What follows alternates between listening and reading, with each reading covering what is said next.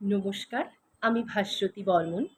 নিবেদন করছি কবিগুরু রবীন্দ্রনাথ ঠাকুরের লেখা কবিতা হঠাৎ দেখা। রেলগাড়ির কামরায় হঠাৎ দেখা, ভাবিনি সম্ভব হবে কোনোদিন। আগে ওকে বারবার দেখেছি লাল রঙের শাড়িতে, ডালিম ফুলের মতো রাঙা। আজ পরেছে কালো রেশমের কাপড়, আঁচল তুলেছে মাথায়। দোলন চাপার মতো চিকন গৌর মুখখানি ঘিরে।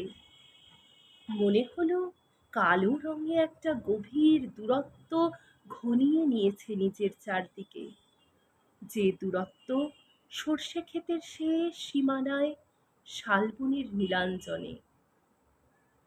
থমকে গেল আমার সমস্ত মনটা। চেনা লোককে দেখলেম অচেনার গাম্ভীর্যে। হঠাৎ খবরের কাগজ ফেলে দিয়ে আমাকে করলে নমস্কার। সমাজবিধির পথ গেল খুলে। আলাপ করলেম শুরু। কেমন আছো, কেমন চলছে সংসার, ইত্যাদি। সে রইল জানলার বাইরের দিকে চেয়ে, যেন কাছের দিনের ছোঁয়াচ পার হওয়া চাহনিতে দিলে অত্যন্ত ছোট দুটো একটা জবাব, কোনোটা বা দিলেই না। বুঝিয়ে দিলে হাতের অস্থিরতায়, কেন এসব কথা, এর চেয়ে অনেক ভালো চুপ করে থাকা। আমি ছিলাম অন্য বেঞ্চিতে ওর সাথীদের সঙ্গে। একসময় আঙুল নেড়ে জানালে কাছে আসতে। মনে হলো কম সাহস নয়। বসলুম ওর এক বেঞ্চিতে। গাড়ির আওয়াজের আড়ালে বললে মৃদুস্বরে, কিছু মনে করো না। সময় কোথা সময় নষ্ট করবার। আমাকে নামতে হবে পরের স্টেশনে। দূরে যাবে তুমি, দেখা হবে না আর কোনো দিনই।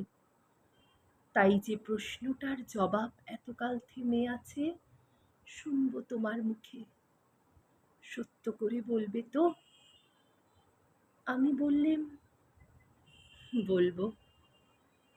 বাইরের আকাশের দিকে তাকিয়েই শুধোলো, আমাদের গেছে যেদিন, একেবারেই কি গেছে, কিছুই কি নেই বাকি। একটুকু রইলেম চুপ করে। তারপর বললেম, রাতের সব তারাই আছে দিনের আলোর গভীরে। খটকা লাগলো, কি জানি বানিয়ে বললেন নাকি। ও বললে, থাক, এখন যাও ওদিকে। সবাই নেমে গেল পরের স্টেশনে। আমি চললেম একা।